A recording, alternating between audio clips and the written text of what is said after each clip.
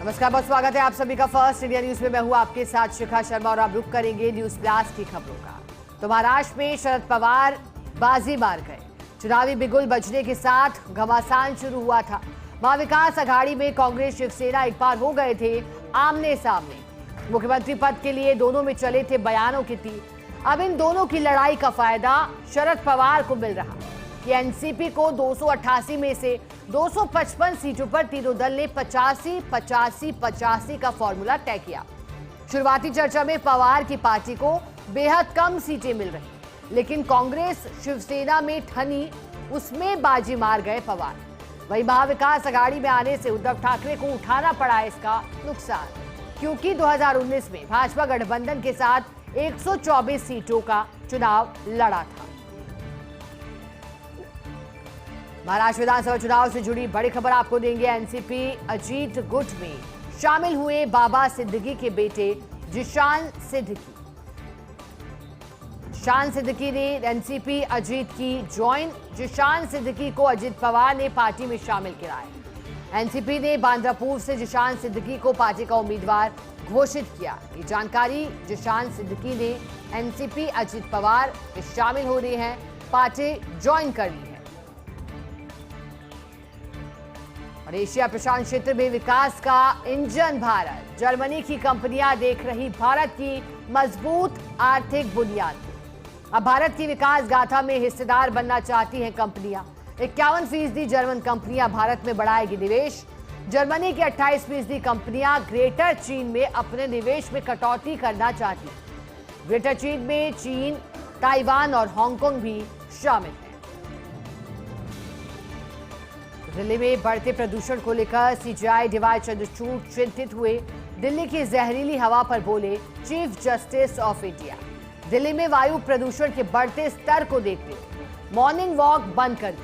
Doctor ने सुबह में टहलने की सलाह दी है, लेकिन जिस तरह से दिल्ली में वायु प्रदूषण है उसे देखते हुए घर के अंदर रहना ही बेहतर है। मैंने 24 अक्टूबर से मॉर्निंग वॉक पर जाना बंद कर दिया है। मैं सुबह 4-4:15 बजे के आसपास वॉक के लिए जाता हूँ, लेकिन वायु प्रदूषण के लेवल में बढ़ोतरी के बाद फिलहाल मैं टहलने के लिए नहीं जा रहा, क्योंकि सांस संबंधित बीमारियों से बचने के लिए घर के अंदर रहना ही उचित और बेहतर है। बाबा सिद्दीकी हत्याकांड से जुड़ी बड़ी अपडेट आपको दे देते हैं। लॉरेंस बिश्नोई गैंग पर एनआईए ने शिकंजा कसा है। लॉरेंस के भाई अनमोल बिश्नोई पर इनाम घोषित। एनआईए ने अनमोल बिश्नोई पर 10 लाख का इनाम घोषित किया।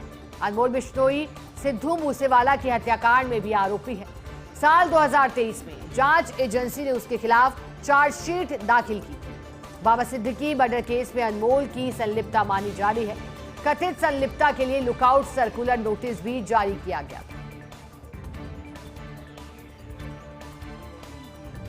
और भारत की वजह से बचे इजरायली पर्यटक। श्रीलंका में कुछ लोग इजरायली पर्यटकों पर हमले की तैयारी में थे। हालांकि भारत की वजह से इजरायली पर्यटक बचे बाल बाल।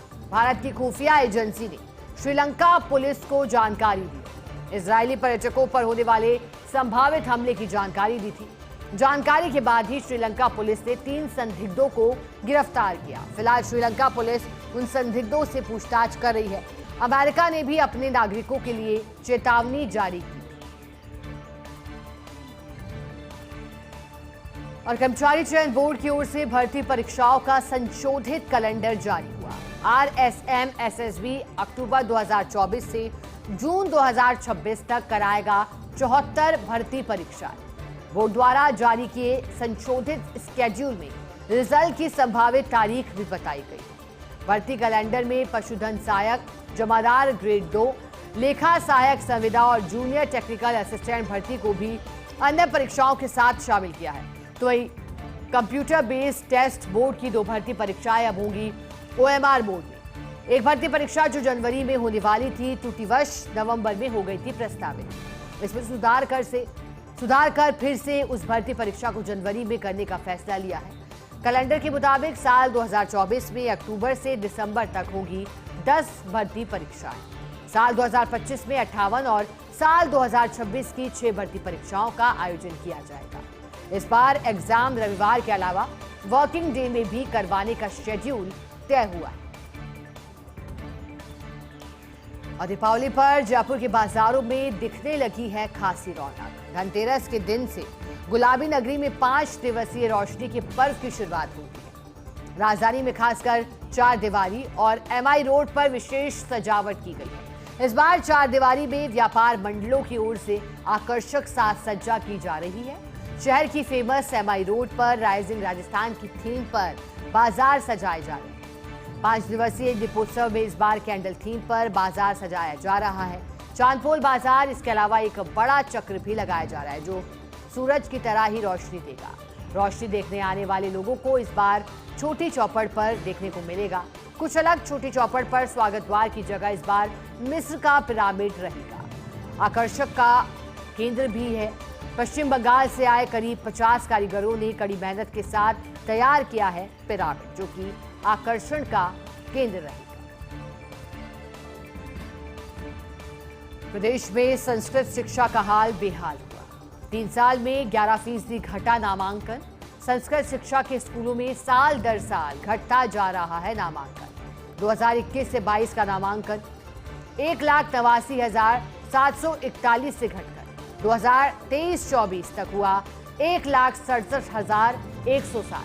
नामांकन में कमी की सबसे बड़ी वजह संस्कृत शिक्षा में पड़े खाली पद हैं। यहां अधिकारी कर्मचारियों के स्वीकृत 14,244 पदों में से 8,085 पद ही भरे हुए हैं, जबकि संस्कृत शिक्षा विभाग के खाली पड़े 6,159 पदों में अधिकांश शिक्षकों के पद लेकिन खाली हैं। पदों को भरने को लेकर कोई रुचि भी नहीं दिखाई जा रही है और अब विभाग ने चिंता जताते हुए नामांकन बढ़ाने के लिए नए प्रयास पर जोर दे दिया है। इसको लेकर संस्कृत शिक्षा में कुछ नए पाठ्यक्रम को जोड़ने पर प्रारंभ हुआ मंथन। शिक्षा मंत्री ने अधिकारियों को शिक्षा पाठ्यक्रम रोचक बनाने के लिए निर्देश दिए।